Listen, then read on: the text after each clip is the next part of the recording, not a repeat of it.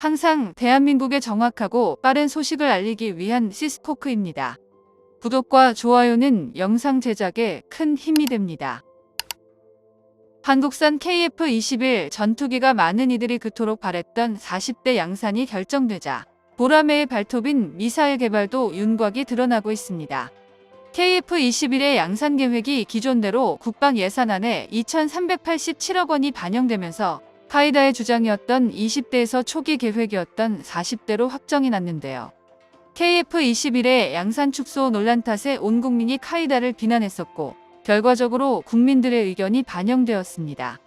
보통 신규 무기체계의 획득 기간을 평균 14년인데 이걸 7년으로 단축하려는 국방혁신위원회의 움직임을 보면 카이다의 일하는 방식 자체를 싹 다 갈아치워야 되는데요.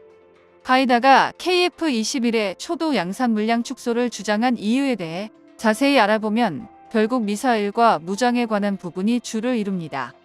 현재 양산 절차에 돌입한 KF-21 블록1은 공대공 무장을 갖춘 버전입니다. 우리 군의 노후화된 F5와 F4를 대체할 물량이 블록1 버전인데 카이다가 지적했던 KF-21의 문제점은 바로 여기에 있습니다. KF-21 블록1이 공대공 모드로만 가능하다면 40대를 처음부터 만드는 게 아니라 블록2 버전인 공대지 모드까지 개발된 뒤 양산하는 게 합리적이라는 주장인데요. 블록2 개발이 완료되면 추가로 80대 양산이 예정되었기에 블록1 40대를 양산한 후 차후 공대지 개량을 추구하는 것보다 차라리 블록2로 100대를 양산하는 게 합당하다는 겁니다. 얼핏 들으면 맞는 이야기처럼 들릴 수도 있는데요. 하지만 카이다의 주장은 전형적인 탁상 행정이라고 볼 수 있습니다. 전투기 개발 과정이 그리 호락호락하지 않다는 걸 모르기 때문입니다. 방위산업에서 KF-21 전투기 20대를 먼저 양산하고 추후 상황 봐서 20대 더 만들자는 이야기는 결국 말뿐인 약속인데요. 양산 물량 축소의 대안으로 제기되었던 20대 플러스 20대는 카이다의 주장대로 20대를 양산하고 곧바로 공백 기간 없이 20대를 양산할 수 있으면 사실상 40대를 양산하는 것과 큰 차이가 없습니다. 양산에 대한 리스크도 극심하며 원래대로 1년에 10대씩 4년간 양산할 수 있는 능력을 두고 절반의 속도로 20대만 양산하는 건 오히려 역효과인데요. 게다가 양산의 공백이 없으려면 KF-21 블록1이 끝나는 2028년 곧바로 블록2 양산에 돌입할 수 있어야 하는데 블록2가 확실히 가능하다는 보장이 없습니다. 보통 공대지 무장을 떠올리면 단순히 무장창을 열어서 미사일을 발사하면 그만이라고 생각하지만 여기엔 생각보다 많은 기술들이 들어갑니다. 특히 최신 전투기에 들어가는 초정밀 공대지 미사일의 경우 매우 정밀한 유도 기술이 있어야 하는데요. 이는 곧 전투기의 임무 컴퓨터와 미사일의 GPS 레이저 유도 적외선 추적 등 다양한 기술을 통합해야 한다는 의미입니다.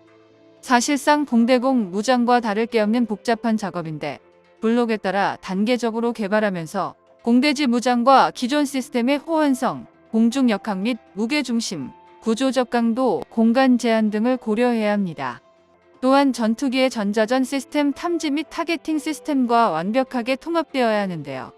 게다가 블록1의 양산이 끝나는 2028년이면 공대지 무장 통합이 끝날 거라는 막연한 믿음은 오히려 우리 군을 더 약하게 만들 수도 있는 문제입니다. 더군다나 KF-21은 애시당초 스텔스 형상을 갖춘 무늬만 4.5세대 전투기인데요. 설계 구조를 제대로 유지한 채 공대지 무장을 통합하지 못한다면 정작 블록3로 개량했을 시 더 큰 문제가 생길 수도 있습니다. 이외에도 환경 적응 및 수많은 테스트와 검증 비용 등을 생각하면 이미 설계부터 개량을 염두에 둔 KF-21이라도 실패할 수도 있다는 걸 염두에 둬야만 하는데요. 만약 양산 중간에 공백이 생긴다면 이로 인한 가격 상승과 수많은 관련 업체의 줄도사는 불가피한데 방위산업의 특성상의 경우 KF-21 사업 자체가 엎어질 가능성도 있습니다. 그렇게 된다면 폴란드를 비롯해 사우디 등 수출을 위한 협상들도 박살날 텐데요. 우리 군의 노후화된 F5나 F4를 대체하는 건 역시 중요합니다. 현재 운영 중인 F5나 F4 100여 대는 아무리 좋게 봐줘도 이미 2019년, 2024년이면 전량 퇴역했어야 했는데요. 그러나 우리 공군은 전술기 부족으로 인해 억지로 수명 연장 개량을 더해 F4를 2024년, F5를 2029년까지 운용할 예정입니다. 그렇기에 탁상 행정의 대표격인 카이다의 주장은 현실성이 없다는 걸 알아야 하며 KF-21을 하루라도 빨리 양산해야 되는 가장 큰 이유입니다. 또한 우리 전투기에 장착할 국산 공대공 미사일이 더욱 절실한 건데요. 사실상 제공권 장악으로 임무가 한정된 KF-21 블록원이 제 몫을 다하려면 완벽에 가까운 교전 능력을 확보해야 합니다. 다행히 우리 군 역시 본격적인 KF-21 공대공 무장 개발에 돌입했는데요. 그중 단연 발군의 성능을 보이는 건 중거리 공대공 미사일 분야입니다. 우선 공개된 형상만 보면 공대함 유도탄과 굉장히 흡사한데 모두 덕티드 로켓 추진 방식을 채택했기 때문입니다. 덕티드 로켓 추진 방식은 다른 어떤 것보다 높은 속도가 장점인데요. 미사일에 탑재된 자체 램제트 엔진이 기동하면서 공기를 흡입 압축하고 내부에서 연료와 함께 연소하기 때문에 일반적인 미사일보다 훨씬 빠른 속도로 비행할 수 있습니다. 당연히 그만큼 미사일의 기동력도 훨씬 뛰어난데요. 게다가 연료 탑재량에 따라 다르긴 하지만 일반적으로 더 긴 비행 거리를 달성하는 데 유리하기 때문에 초장거리 타격이 가능합니다. 대표적으로 KF-21에 탑재 예정인 MBDA의 미티어 경우 길이 3.6m에 170mm, 185kg에 불과하지만 최대 속력은 마하 4 이상, 최소 사거리는 100km이며 최대 사거리는 무려 300km 달합니다. 사거리가 워낙 길기 때문에 관성유도, 액티브 레이더 호밍뿐만 아니라 양방향 데이터 링크 기능을 탑재해서 중간 궤도를 업데이트할 수 있는데요. 오히려 전투기의 기동력이 다소 떨어진다고 하더라도 300km의 초장거리에서 목표물을 타격할 수 있기에 미사일이 전투기의 성능을 뛰어넘을 수 있습니다. 다만 무조건 장점만 있는 건 아닌데요. 덕티드 로켓 추진 방식은 미사일이 혼자 공기흡입과 압축 연료 혼합 및 연소 등을 모두 수행해야 하므로 기술적 난이도가 굉장히 높습니다. 그럼에도 불구하고 우리가 덕티드 로켓 추진 방식 중거리 공대공 미사일을 개발 중인 이유는 독자적인 공대공 미사일을 가져야 하기 때문인데요.